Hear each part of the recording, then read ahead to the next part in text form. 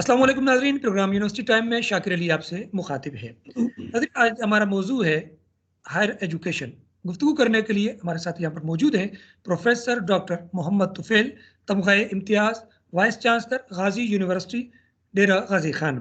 हमें ज्वाइन किया professor doctor Mahmood Saleem, vice chancellor Mir Chakar Khan Rind university of technology D G Khan. बहुत शुक्रिया। सलाम मोहब्बत, सलाम अक़ीदत दोनों जानिबैन और साहिबैन को।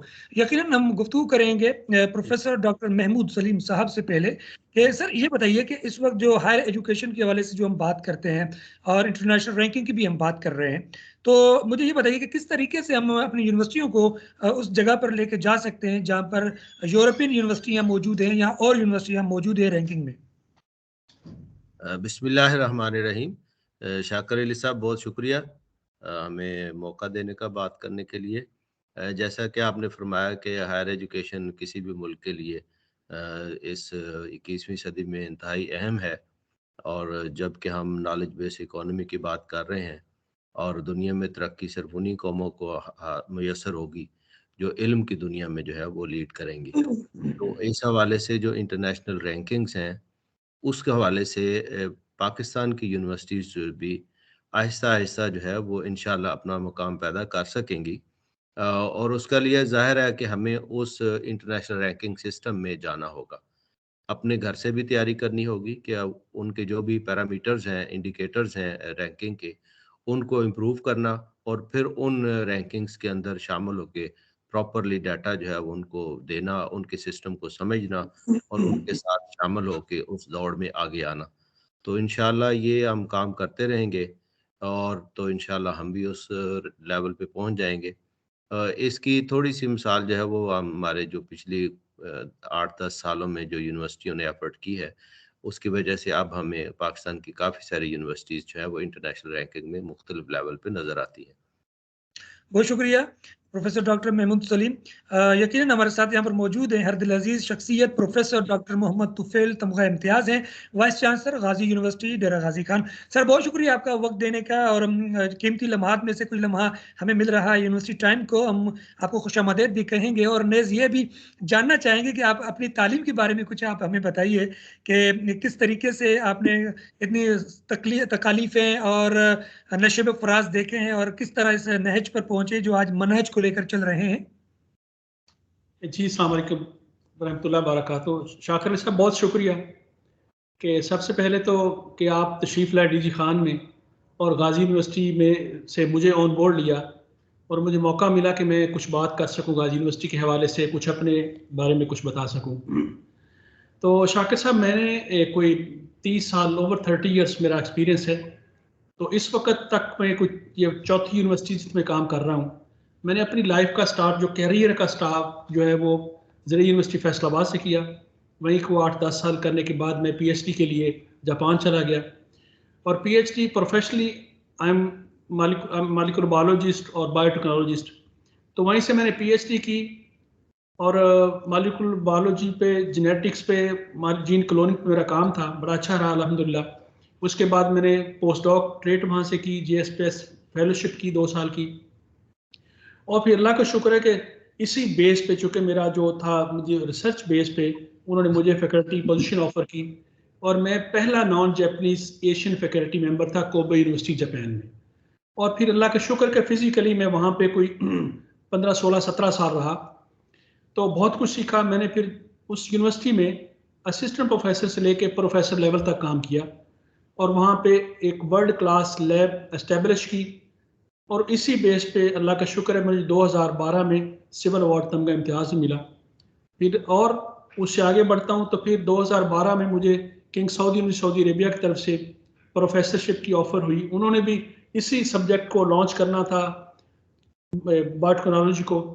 तो फिर अल्लाह का शुक्र है मैंने वहाँ जाके 6 साल काम किया। फिर वहाँ से मेरे रिस्क ने पलटा खाया। एक दोस्त एक्स वाइस चांसलर, उनको मैंने वहाँ पीएचडी के एक्सटर्नल एग्जामिनर के तौर पे वहाँ पे मदऊ किया। तो मेरा जो चूँकि काम था आरएनएआई पे था, तो हमने जीन साइलेंट किया था, रिसर्च प्रोजेक्ट बहुत अच्छा। वो इतने कन्विंस हुए, मुझे कहने लगे कि डॉक्टर साहब you should apply for this position. तो मैं थोड़ा सा हंसा, मैंने कहा जी मैंने तो कभी ऐसा सोचा नहीं है, बिकॉज आई एम साइंटिस्ट। तो तो मुझे कहने लगी जी आप don't under estimate your self. तो मैंने फिर 3 यूनिवर्सिटीज़ के लिए अप्लाई किया और तीनों का ऑनलाइन, एक का पाकिस्तान में इंटरव्यू दिया, एक का जापान में दिया और एक का सऊदी अरेबिया में दिया। तो इन तीनों में ही मैं I was placed in top 3 candidates. तो ये गाजी यूनिवर्सिटी का मैंने जो दिया, ये मैं कोबे यूनिवर्सिटी में था उस वक्त, जापान में ही था, वहीं दिया।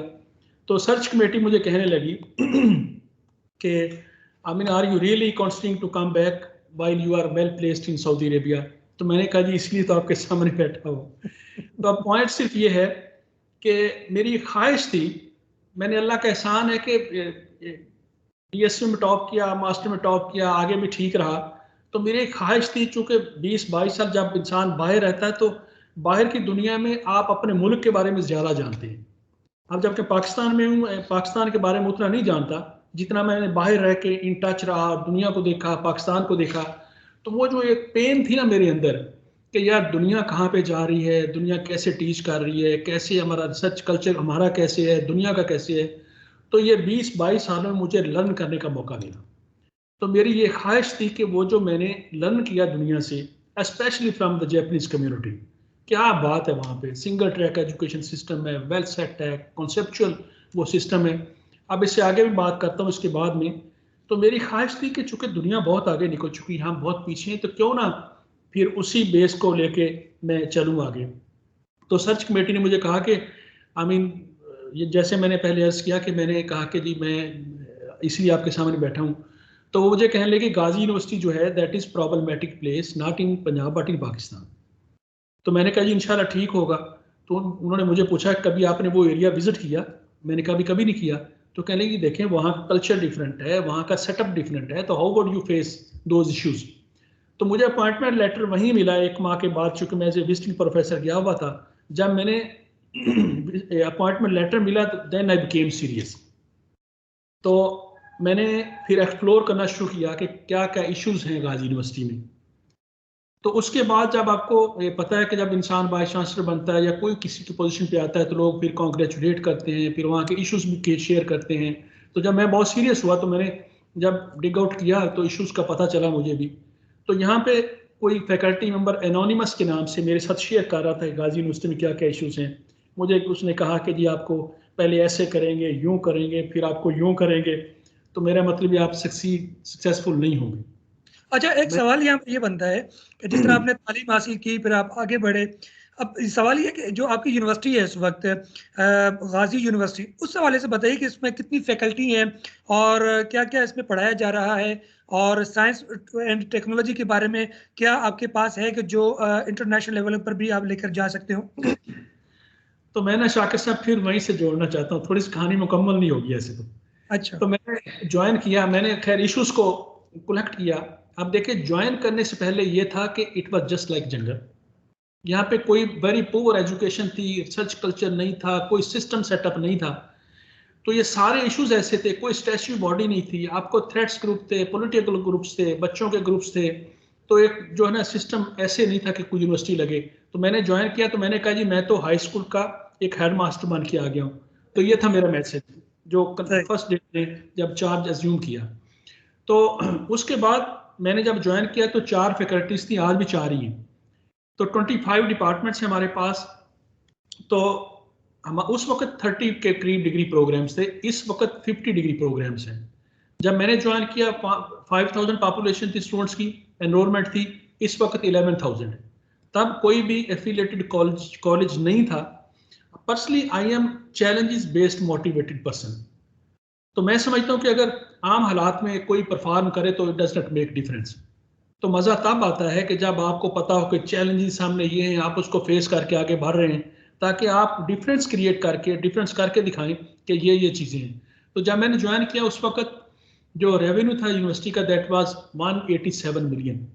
अभी लास्ट ईयर हमारा 534 मिलियन पे खड़ा है। इस वक्त हमने 560 को टच करेंगे इंशाल्लाह। तो ये था बच्चों के हवाले से, एनरोलमेंट के हवाले से।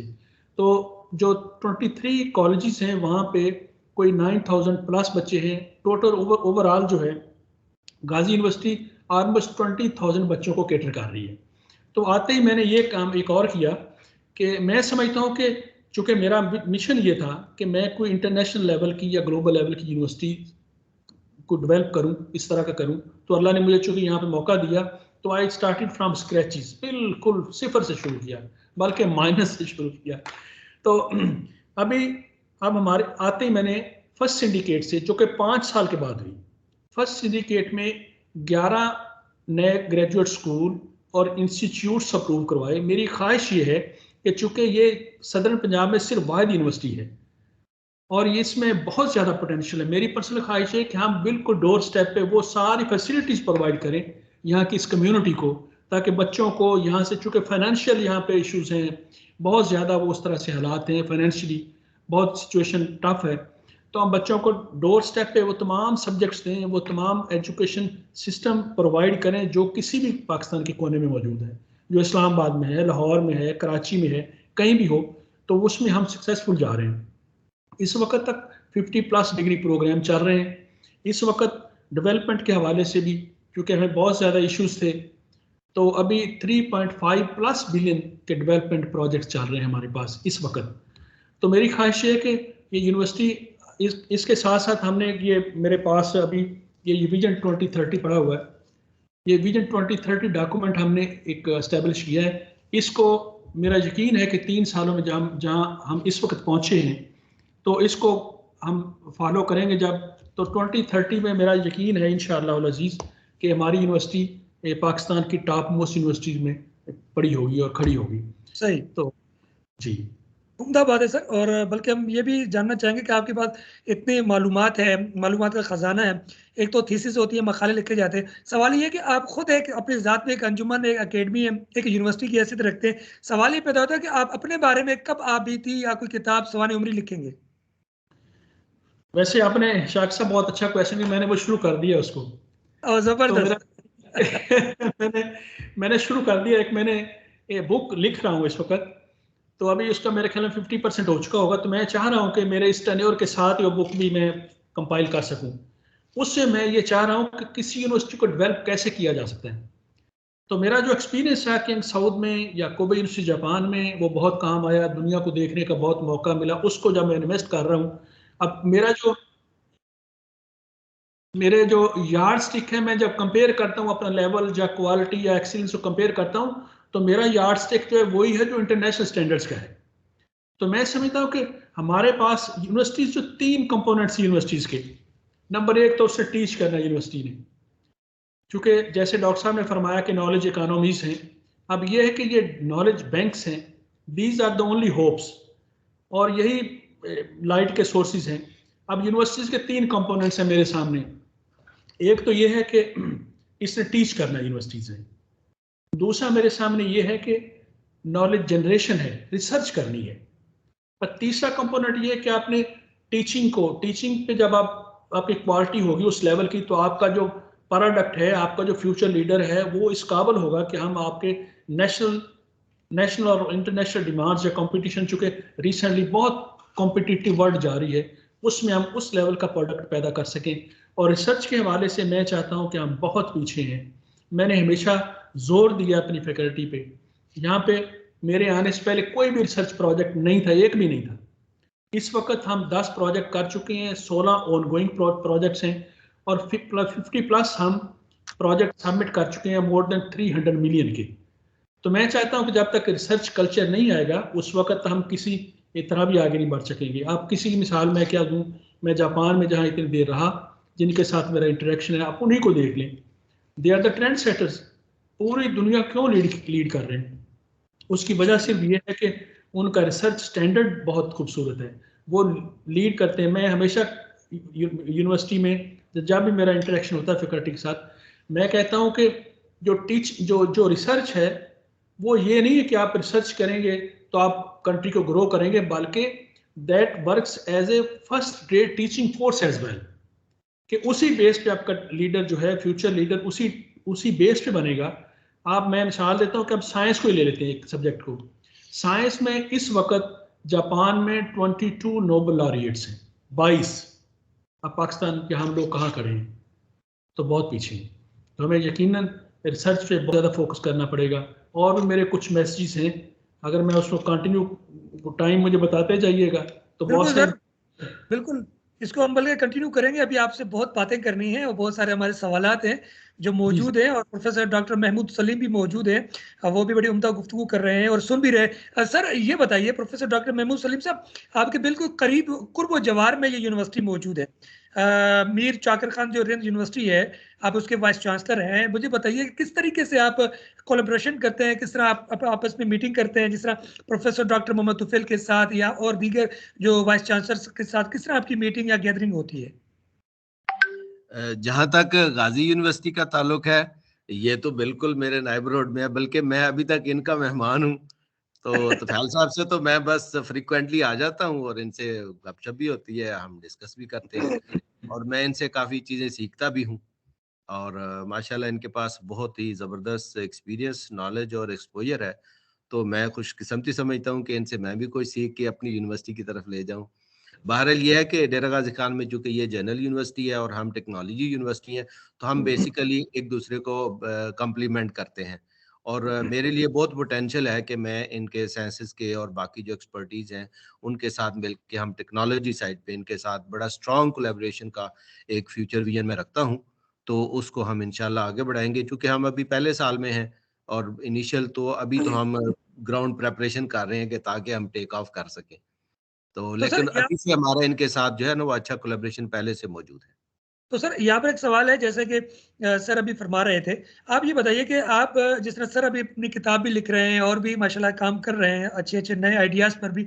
आप ये बताइए, आप भी, आपकी भी कोई किताब आई है, आपने भी इतना अरसा गुज़ारा है और ताहाल इस वक़्त मौजूद भी हैं यूनिवर्सिटी में। तो डॉक्टर महमूद सलीम साहब, आप कोई किताब लिख रहे हैं? अभी क्योंकि आपने कहा मैं डॉक्टर साहब से सीख रहा हूँ। मेरी मेरी जो अपने टेक्निकल सब्जेक्ट्स हैं उसमें 3 किताबें आई हैं। एक मैंने अपने जो रिसर्च वर्क पे लिखी थी और 2 जो है वो मैंने एज़ ए को-ऑथर लिखी हैं, अपने डिसिप्लिन से रेलेवेंट है। तो वो तो मेरी पहले से मार्केट में है, लेकिन जो बायोग्राफी की बात कर रहे हैं आप अगर, तो उसके बारे में अभी नहीं सोचा। सही, बहुत उम्दा गुफ्तगू। और प्रोफ़ेसर डॉक्टर मोहम्मद तुफ़ैल तमग़ा इम्तियाज़ हैं। तमग़ा इम्तियाज़ लेने पर आपको यकीनन हम मुबारकबाद भी देंगे और बहुत ही अच्छा काम है। अच्छा सर, ये बताइए कि इस वक़्त पाकिस्तान में ओवरऑल जो यूनिवर्सिटियाँ बनी हुई हैं, जो साइंस की, टेक्नोलॉजी की भी बनी हुई है, आर्ट्स की भी बनी हुई हैं, जनरल भी यूनिवर्सिटियाँ बनी हुई हैं और साथ में प्राइवेट यूनिवर्सिटियाँ भी बनी हुई हैं। आप क्या समझते हैं कि क्या प्राइवेट यूनिवर्सिटियाँ जो रैंकिंग है उस दौड़ में शामिल हैं, या पब्लिकली जो हमारी यूनिवर्सिटी हैं वो सही दौड़ में शामिल हैं रैंकिंग के हवाले से? जी, मुझसे सवाल ले रहे हैं? Sir professor doctor Mohammad Tufail sahab. जी, शाकिर साहब, इसमें देखें, इस वक्त पाकिस्तान में तकरीबन 200 के करीब यूनिवर्सिटीज़ हैं, if I am not wrong.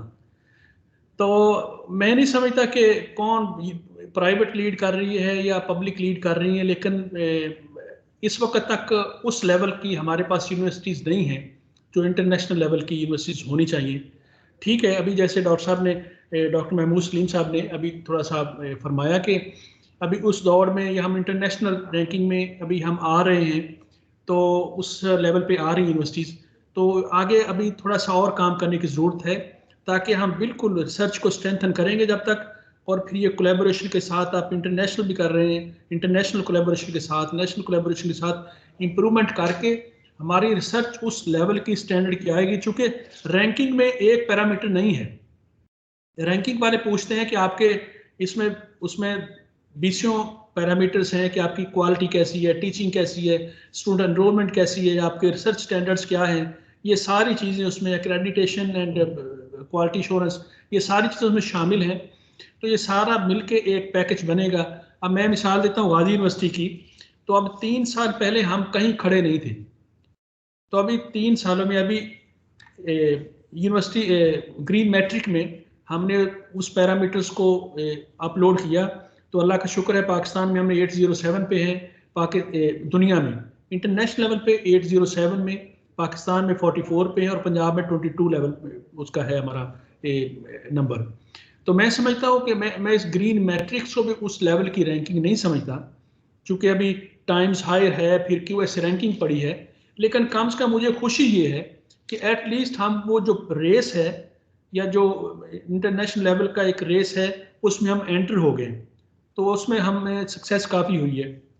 तो इंशाल्लाह with the passage of time तो हम स्ट्रेंथन होते जाएंगे। अभी काफ़ी यानी कि प्लस है उसमें काफ़ी होप है। आई एम होपफुल कि अब पाकिस्तानी यूनिवर्सिटीज़ में एक काम काफ़ी हद तक शुरू हो चुका है। तो इंटरनेशनल रैंकिंग की दौड़ में लोग होना शुरू हो गए, तो इंशाल्लाह हम आगे बढ़ते जाएंगे। अच्छा सर, एक सवाल अक्सर बेशतर ही रहता है प्रोफेसर डॉक्टर मोहम्मद तुफैल साहब, एक सवाल ये अक्सर रहता है कि जी जो वाइस चांसलर्स होते हैं ना, वो मसरूफ होते हैं एकेडमिक में, और वो जो है ना अपनी जो एक निजी ज़िंदगी है, घरेलू ज़िंदगी है, उसमें वो वक्त नहीं दे पाते अपने अजीज़ व अकारीब को, और अक्सर ये सवाल उठता है। और इंटरनेशनल दौरे पर भी बहुत कम जाते हैं, या यूनिवर्सिटियों के जो दूसरे मामला हैं उनमें बस उलझे रहते हैं। क्या ये सवाल सही है? शाकिर साहब, ये मैं क्या कहूँ, ये बिल्कुल 100 नहीं 500% ठीक है।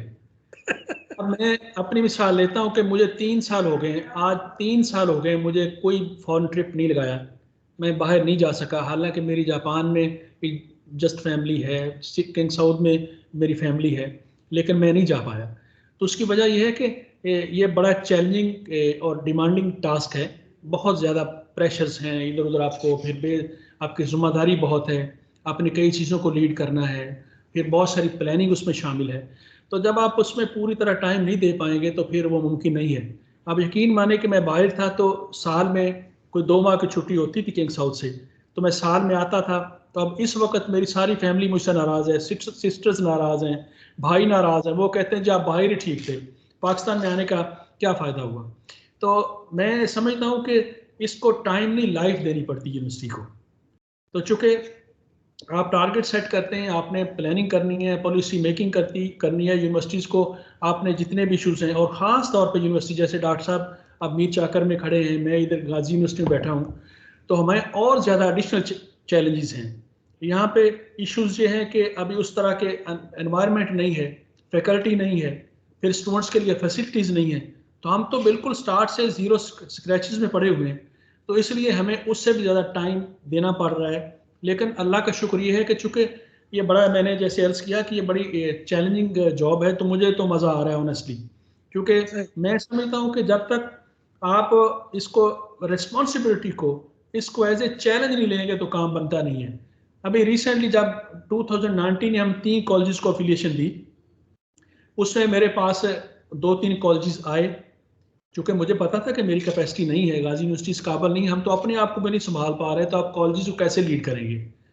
तो मैंने कंट्रोलर को बुलाया, बाकी रजिस्ट्रार को बुलाया, 2-3 और साहबान को बुलाया, मैंने पूछा हाँ जी ये पोजीशन है, अब कॉलेजेस चाह रहे हैं कि आप हमें एफिलिएशन दें। तो मुझे कहने लगे कि नहीं जी आप सर ऐसे है कि आप ना 1 साल का और टाइम दें, 1 साल के बाद हम करना है। तो मैंने कहा जी नहीं, नाउ और नेवर। तो पॉइंट मेरी ज़िंदगी में ये है, या मेरी थॉट ये है कि जब तक आप अपने आप को चैलेंज में नहीं डालते, उस चैलेंज को एक्सेप्ट नहीं करते, आप चैलेंज में अपने आप को नहीं फिट करते, तब तक वो टाइम नहीं आता। तो अब उसी साल उसी वक्त हमने 19 में 3 कॉलेजेस को एफिलिएशन दी, लास्ट ईयर हमने 17 को दी, इस साल फिर 3 को देके बैठे हैं, तो ओवरऑल 23 कॉलेजेस हैं। तो अल्लाह का शुक्र है कि ये डीजी खान में हम कैटर कर रहे हैं 4 डिस्ट्रिक्ट्स को, इसके साथ बलोचिस्तान को कैटर कर रहे हैं, ट्राइबल एरिया को कर रहे हैं। तो ये यूनिवर्सिटी एक बहुत बड़ा इसमें पोटेंशियल है, और डोर स्टेप हम इंशाल्लाह पूरी जो इस कम्युनिटी को सपोर्ट करेंगे from education point of view. Professor doctor Mahmood Saleem sahab, आप बताइए, आप सर तो कह रहे हैं कि भाई बहुत चैलेंजेस हैं और हम घरेलू जो जिम्मेदारियां वो प्रॉपर सही अदा नहीं कर पा रहे, बहुत मुश्किल होती है, अजीज व अकारीब नाराज हो जाते हैं, और लोगों की नज़रों में ये है कि जी वाइस चांसलरों के तो बहुत मजे हैं। तो आप इस बारे में क्या कहते हैं? डॉक्टर साहब बिल्कुल सही फरमा रहे हैं, मैं उनसे मुत्तफिक हूँ। लेकिन मैं चूँकि पंजाब यूनिवर्सिटी में कोई 28 साल मैंने काम किया है, तो मेरी शुरू से हैबिट थी कि मैं सुबह 7 बजे यूनिवर्सिटी चला जाता था और रात तक वहीं काम करता था। तो इस वजह से जब मैं यहाँ आया तो कोई मुझे ज़्यादा गिला नहीं है मेरे घर वालों को, क्योंकि वो पहले ही जानते थे, और कई दफ़ा मैं वीकेंड भी जो है ना, वो जब भी फ्री हुआ तो यूनिवर्सिटी चला जाता था। तो इस वजह से शायद मुझे कोई इतना ज़्यादा वो नहीं है। लेकिन बहरहाल यूनिवर्सिटी की ज़िम्मेदारियाँ बहुत ज़्यादा टाइम कंज्यूमिंग, और जैसे डॉक्टर साहब ने बताया कि लाइफ़ देनी पड़ती है, तो तभी ज़ाहिर है और ख़ास तौर पे नई यूनिवर्सिटी में तो बहुत ज़्यादा हमें टाइम कंज्यूमिंग होता है। तो प्रोफेसर डॉक्टर महमूद सलीम, एक सवाल आपसे भी है। हम प्रोफेसर डॉक्टर मोहम्मद तुफैल साहब को जैसे मुबारक दे रहे थे, तमगा इम्तियाज़ हैं, तो ये बताइए कि पूरे पाकिस्तान में अच्छे वाइस चांसलर हैं, अच्छे काम कर रहे हैं, अपनी खिदमत सर अंजाम दे रहे हैं, तो जो नेशनल अवार्ड्स हैं, बहुत सारे अच्छे अवार्ड्स हैं, वो सरकारी सतह पर क्या किस तरीके से इनको देना चाहिए और किस तरह ऑब्लाइज करना चाहिए अपने असातिज़ा, अपने हीरोज को? वो तो मेरे ख्याल पहले से बड़ा वेल एस्टेब्लिश्ड एक मैकेनिज्म मौजूद है उनका, कि वो नेशन वाइड सर्कुलेशन होती है, नॉमिनेशंस कॉल की जाती हैं और फिर उसका एक स्क्रूटनी का प्रोसेस है। तो वो जो भी कैंडिडेट समझते हैं अपने आप को सूटेबल, वो सिस्टम में एंटर हो जाता है। तो ज़ाहिर है वो फिर ड्यू प्रोसेस से, वो तो मेरे ख्याल सिस्टम मौजूद है और ठीक है। सही। प्रोफेसर डॉक्टर मुतफिल साहब, एक एक अहम सवाल है कि आपकी बहुत सारी मीटिंग्स होती हैं, बहुत सारी अचीवमेंट भी होती हैं, ये काम करना है, इसको अचीव करना है, इस तरह अचीव करना है, तो आप किस तरह उसको मैनेज करते हैं? क्या तरीक़ेकार होता है? क्या ऑफ़िस के काम को सामने रखते हैं, बाहर आपने मीटिंग्स पे जाना हो, एमओयू साइन करने हो, तो क्या आपकी तरतीब होती है? ये शाकिर साहब बहुत ये प्यारा क्वेश्चन है, लेकिन टेक्नोलॉजी ने बिल्कुल दुनिया एक ही बना दी है। तो हम ना तो इररिलेवेंट स्टे कर सकते हैं, पूरी दुनिया के साथ कनेक्टेड हैं। ये जो डिवाइस है ना, ये ऑफिस हर वक्त 24 आवर्स मेरी जेब में होता है। सही। तो इसमें हमने व्हाट्सएप ग्रुप्स बनाए हुए हैं, हर एक डेवलपमेंट के अलग हैं, एचओडीज के अलग हैं, पूरी यूनिवर्सिटी के फैकल्टीज़ के अलग हैं। तो सुबह उठते ही नमाज के बाद ये शुरू हो जाता है, रात को ऑफिस जाने के बाद शुरू रहता है, कहीं मीटिंग पे जाएं तो फिर शुरू रहता है। यानी कि you are 24 hour busy, you are 24 hour available, everybody is ready to respond. तो ये है, इसके फ़ायदे भी हैं और दूसरा भी है। तो रही बात अब ये कि इसके बेनिफिट्स मेरे नज़दीक ज़्यादा हैं। और अब एक कोविड-19 आया पेंडेमिक, इसमें भी हमने, मैं तो हमेशा समझता हूँ कि opportunities always lie with in the difficulties, क्योंकि इन्नल उसरी युसरा, तो मेरे अल्लाह का फरमान भी यही कहीं ना कहीं। तो हमने इस कोरोना पेंडेमिक के दौरान भी बहुत कुछ सीखा टेक्नोलॉजी के हवाले से। हमने पूरे सिस्टम को पूरे उस वक्त स्टार्ट में हमारी फैकल्टी भी विलिंग नहीं थी, स्टूडेंट्स भी विलिंग नहीं थे कि ऑनलाइन पढ़ा जाए, कैसे पढ़ा जाए। हमने पूरी फैकल्टी को उसको कैपेसिटी बिल्डिंग की, सारे उस्ताद किराम की, फिर बच्चों को ऑन बोर्ड लिया, उनकी कैपेसिटी बिल्डिंग की, पूरे सिस्टम को LMS लॉन्च किया, इस्टेब्लिश किया। तो अभी अल्लाह का शुक्र है, हमें ऑनलाइन जाना पड़े तो कोई मसला नहीं है किसी किस्म का भी। तो अब बल्कि इतना वो उसमें आ गया कि ऑनलाइन से कोई फिजिकल में आने के लिए लोग रेडी नहीं थे। पहले ऑनलाइन में जाने के लिए रेडी नहीं थे, अब फिजिकल में आने के लिए रेडी नहीं। तो अल्लाह का शुक्र से बहुत कुछ सीखा। तो मैं समझता हूँ कि यूनिवर्सिटीज़ जो हैं ये always because these are the learning spots, यही होप्स हैं। तीनों ने ही मुआशरे को बनाना है। तो मेरी हमने ये शाकिर साहब मैं ये बताता चलूँ कि मैं समझता हूँ कि जितने भी कंपोनेंट्स हों यूनिवर्सिटीज़ को डेवलप करने के लिए, कई उसमें कंपोनेंट्स हैं, लेकिन मैं किसी को भी अलग नहीं कर सकता। जितने कंपोनेंट्स हैं, यानी कि उसमें आप टीचर्स ले लें, स्टाफ ले लें, स्टूडेंट्स ले लें, कंडूसिव एनवायरनमेंट ले लें, आप डेवलपमेंट ले लें, बिल्डिंग्स ले लें, कोई चीज़ ले लें, मैं उसको किसी को भी सेग्रीगेट नहीं कर सकता। ये पूरा एक पैकेज है। लेकिन थोड़ा सा मैं ये ज़रूर करूँगा कि अगर मुझे कोई ये कहे कि इन सभी कंपोनेंट्स में टॉप पे क्या चीज़ पड़ी है, तो मैं कहूँगा दैट इज़ द फैकल्टी। अगर आपके पास फैकल्टी ठीक है, आपके पास फैकल्टी, चूँकि जापान की बात मैं बार बार कंपेयर करना चाह रहा हूँ, आप किस सिस्टम को देख लें, आप हार्वर्ड को देख लें, MIT को देख लें, कहाँ लोग पढ़े, आप कैम्ब्रिज को देख लें कि फैकल्टी कहाँ पे पड़ी है, फिर उनका रोल क्या है, चूँकि फैकल्टी ने टीच भी करना है, रिसर्च भी करनी है, फिर ऑफ कोर्स। तो मेरी ख्वाहिश थी कि हमारी फैकल्टी अच्छी आए। तो मैंने आने के बाद इस वक्त कोई 130 के करीब नए प्रोफेसर्स, 8 प्रोफेसर्स में शामिल हैं, 32 एसोसिएट प्रोफेसर शामिल हैं और 92 असिस्टेंट और लेक्चरर्स शामिल हैं, जो नई रिक्रूटमेंट है। तो ये भी एक बहुत बड़ी सक्सेस है, अल्लाह का शुक्र है। तो अब उसको दूसरा ये है कि मैंने जापानीज सिस्टम ये सीखा कि आपका जो एज ए वन टीम, मैंने कोई भी मोस्टली ऑफ कोर्स मेरा जो इनपुट होता है, अल्लाह का शुक्र है कि काफ़ी चीज़ें सीखी दुनिया से, लेकिन मैं हमेशा ऐसे टीम काम करता हूँ। किसी का भी हमने कोई डिसीजन लेना होता है तो हम ब्रेन स्टॉर्मिंग करते हैं, इकट्ठे काम करते हैं। तो मैं समझता हूँ जब मैं यहाँ से निकलूँ तो एक पूरा सिस्टम एस्टेब्लिश हो। मैं समझता हूँ पूरे डिपार्टमेंट में जितने लोग काम कर रहे हैं, यूनिवर्सिटी में जितने काम कर रहे हैं, उनके पास ग्रुप्स हों। मैं चाहता हूँ कि डिसिप्लिनरी के बजाय इंटरडिसिप्लिनरी अप्रोच हो। तो जो पुरानी रिसर्च थी ट्रेडिशनल टाइप, उसमें नहीं, बल्कि लेटेस्ट रिसर्च हो, ताकि हमें दुनिया के साथ फाइट करना है। अपने जो डिमांड बेस्ड या नीड बेस्ड रिसर्च हो, जो हमारे इश्यूज हैं, इसी के हवाले से हमने 2 डिग्री प्रोग्राम शुरू किए हैं। एक है क्लाइमेट चेंज के हवाले से, तो दूसरा हमने सीड साइंस के हवाले से 2 डिग्री प्रोग्राम शुरू किए हैं।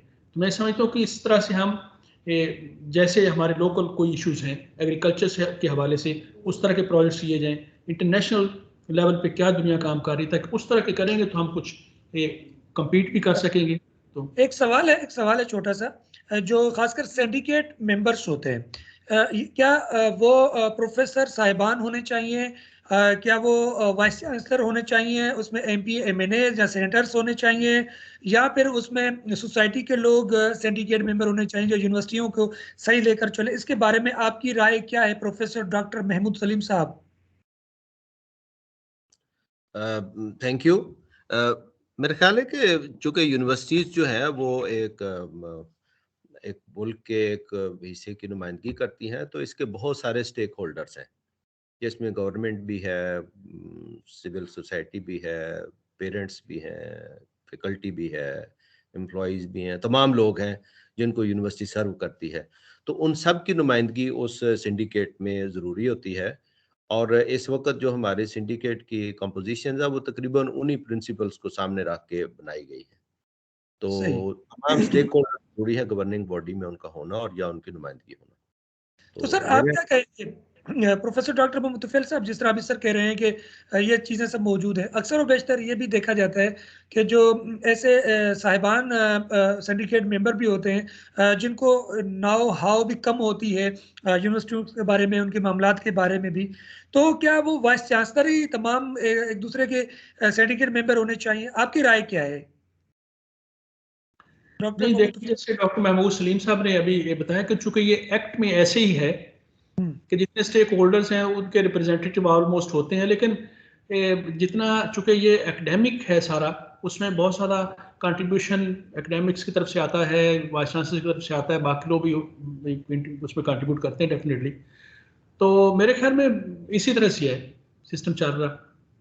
तो सर एक सियासी सवाल है, छोटा सा सियासी सवाल ये है, बल्कि दोनों मोअज़्ज़िज़ीन से, कि जिस तरह एडवाइजर होते हैं, जिस तरह मिनिस्टर होते हैं, क्या इस तरह मुमकिन हो सकता है कि जिस तरह CM के PM के जो एडवाइजर्स हों वो वाइस चांसलर्स हों, ताकि वो सही उनको गाइड कर सके? क्या ऐसा मुमकिन है, आप समझते हैं? जी, मैं समझता हूँ कि इसमें ये तो बहुत अच्छी बात की आपने, इशाक साहब, ये बहुत खूबसूरत बात की। अब देखें, इनको कहते हैं टेक्नोक्रेट्स। तो जो एजुकेशन को डॉक्टर साहब समझते हैं या मैं समझता हूँ, मैं नहीं समझता, हम अथॉरिटीज़ नहीं हैं, लेकिन एटलीस्ट आपको, आप जैसे आप हैं, आप मीडिया एंकर हैं, आप जो उस फील्ड को समझते हैं, मैं तो नहीं समझता उतना, जो डेलिकेसीज को आप समझते हैं मैं नहीं समझता, क्योंकि मेरा एक अपना फील्ड है। नहीं, ठीक है, आप वही आप कुछ समझते होते हैं दूसरे, लेकिन आपका एक प्रोफेशनलिज्म है ना। तो उस हवाले से अगर ऐसे हो सके, फॉर एग्जांपल को जो जो एजुकेशनिस्ट हैं उनको अगर एजुकेशन के हवाले से, एग्रीकल्चरिस्ट हैं उनको हवाले से, हेल्थ के हवाले से, बाकी चीज़ों, ये है टेक्नोक्रेट्स ही हों, तो मेरे ख्याल में वो बेहतर एडवाइस दे सकते हैं या बेहतर सजेशन दे सकते हैं, मशवरा दे सकते हैं। तो ये बहुत सारे मुल्कों में ऐसी है। तो जी जब सर। तक जी डॉक्टर जब तक महमूद सलीम साहब, आप क्या कहेंगे? सर ने तो अपनी तजवीज़ दे दी है। मेरा ख्याल है कि अगर हम पाकिस्तान में ये कर सकें कि जितनी भी टेक्निकल मिनिस्ट्रीज हैं उनके तमाम हाई अप्स तक जो है वो प्रोफेशनल्स हों, तो पाकिस्तान के बहुत सारे डेवलपमेंट के प्रॉब्लम्स हम हल कर सकेंगे। जो अदरवाइज हम इकदाम तो करते हैं लेकिन रिजल्ट्स वो नहीं आते जो आने चाहिए। तो मेरे ख्याल है कि डॉक्टर साहब ने बड़ा सही फरमाया है कि ज़ाहिर है ये प्रोरोगेटिव तो गवर्नमेंट का है, लेकिन अगर ऐसा हो तो उससे गवर्नमेंट को भी और मुल्क पाकिस्तान को बहुत ज़्यादा फ़ायदा होगा। एक सर तंज़ुम मिज़ाज के अगर लिहाज में रखा जाए, तो क्या ये सवाल मेरा बनता है करना कि जितने भी हमारे वाइस चांसलर से जब रिटायर हो जाएँ, वो एक पार्टी बनाएँ और वो भी इलेक्शन में आएँ, क्योंकि बच्चे वगैरह सब उनके पास हैं और इल्मियत की फिर दौड़-दौड़ होगी और वो PM और CM वगैरह बने। क्या ऐसा मुमकिन है? कोई ऐसी पार्टी बन सकती है? आप क्या कहते हैं? ये तंज़ुम मिज़ाज के तौर पर सवाल किया जा रहा है। जो भी साहब जवाब दे सके। देखें, ये अपना शाकिर साहब, वी आर किंग मेकर्स। सही। वी आर किंग मेकर्स, तो हमें उसमें आने की ज़रूरत नहीं। हम तो बच्चों को बना के, अपने बच्चे हमारे बादशाह बने, किंग बने, प्रेसिडेंट्स बने, तो हमें वो बड़ी खुशी है। तो हमने तो कौम को बनाना है। हमने खुद इस तरह सुने, ये जो पोजीशंस हमारी हैं, यकीन माने कि मैं अब अपने फैकल्टी को, मैं 3 सालों से पूरी फैकल्टी पे फोकस कर रहा हूँ शाकर साहब, और ये मेरा मैसेज भी है जी कि सर। पूरी कौम को मेरा मैसेज ये है, पूरे साथी कराम को, जितनी हमारी कम्युनिटी है उसको, यानी कि कोई भी पीएम पाकिस्तान जो है, पीएम ऑफ पाकिस्तान अकेले कभी मुल्क को ठीक नहीं कर सकते। सही। कोई इंसान किसी मुल्क को, कोई वाइस चांसलर किसी यूनिवर्सिटी को लीड ठीक नहीं कर सकता। हमें एज ए कौम, जब तक हम अपनी रिस्पॉन्सिबिलिटीज को ऑन नहीं करेंगे, देखिए एक एक इंसान, अब जापान में बार बार मैं जाता हूँ, उसको मैंने सिस्टम को इतने गौर से देखा कि मैंने एज ए स्टूडेंट देखा सिस्टम को, फिर एज ए फैकल्टी देखा, एज ए साइंटिस्ट देखा, एज ए विजिटिंग प्रोफेसर देखा, तो पूरे from the bottom to the top पूरी चेन ऑफ कमांड जो उसको देखा। आप प्राइमरी स्कूल के बच्चे, सिंगल ट्रैक एजुकेशन सिस्टम है जो पाकिस्तान में आ रहा है इंशाल्लाह, बड़ी अच्छी बात है।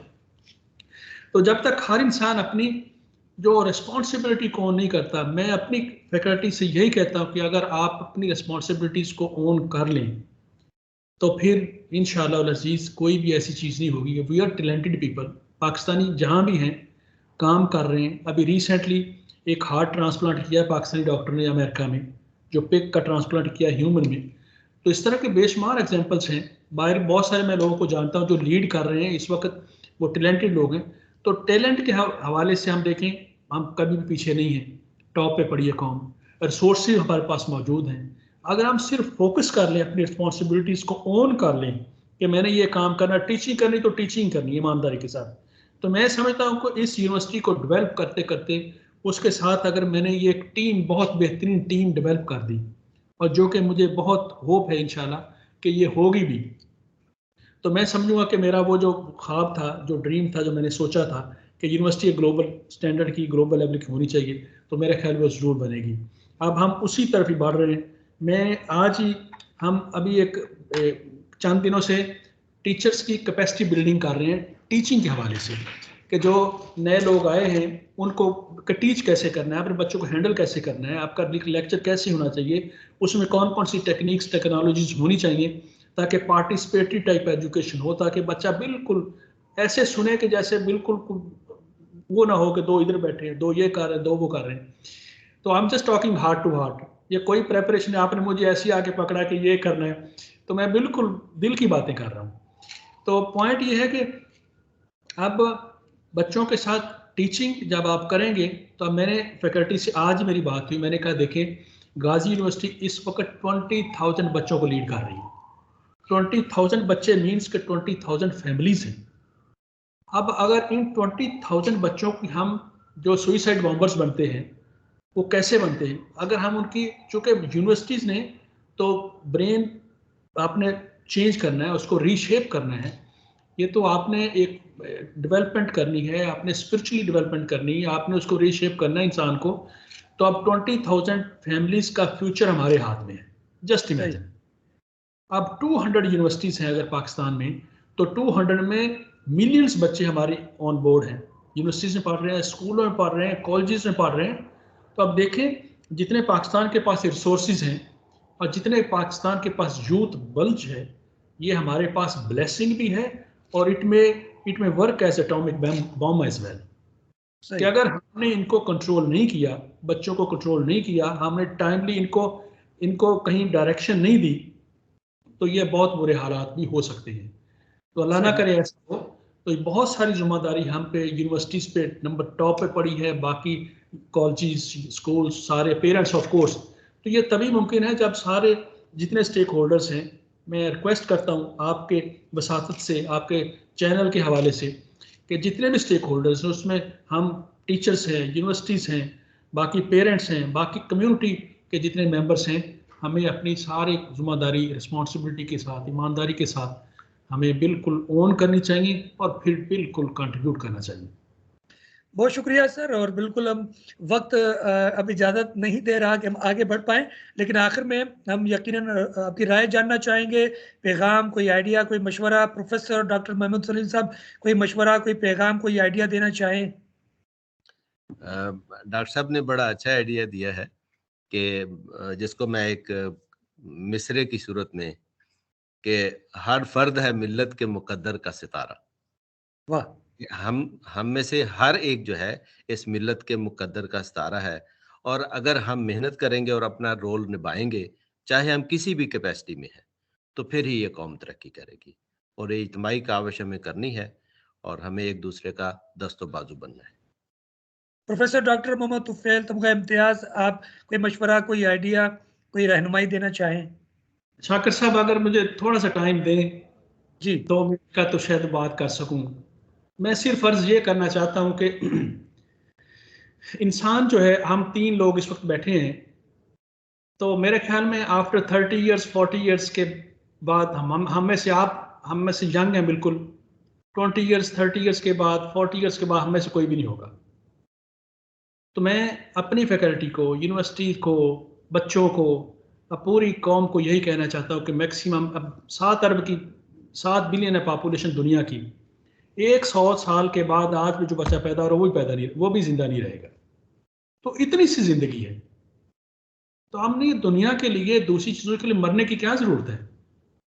अब देखिए, हम जितने मर्जी स्टेटस ऑब्टेन कर लें, अचीव कर लें, सक्सेसफुल हो जाएं कि दुनिया में मैं वाइस चांसलर बन गया, हमने ये अचीव कर लिया, मैंने प्राइम मिनिस्टर पाकिस्तान बन गया, ये बन गया, अगर आखिरत ही ख़त्म हो गई उसमें तो मारेगा सारे के साथ।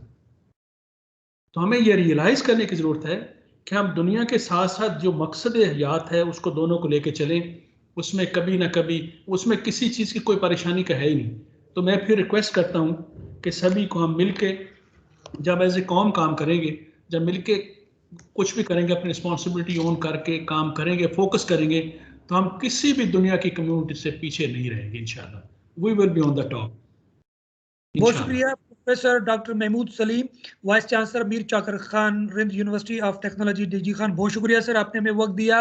बहुत शुक्रिया प्रोफेसर डॉक्टर मोहम्मद तुफैल तमगा इम्तियाज़, वाइस चांसलर गाजी यूनिवर्सिटी डेरा गाजी खान, के मुफीद मालूमात दी, हमारी रहनुमाई की, हमें यकीनन एक सिरात मुस्तकीम और रास्ता मिल रहा है और हमें वो इनाम मिलेंगे जो यकीनन अभी मौजूद नहीं, लेकिन आगे आने वाले वक्त में रहनुमाई की सूरत में ज़रूर मिलेंगे। आपका बेहद शुक्रिया। Programme university times Shakir Ali को दीजिए इजाज़त। फी अमानिल्लाह।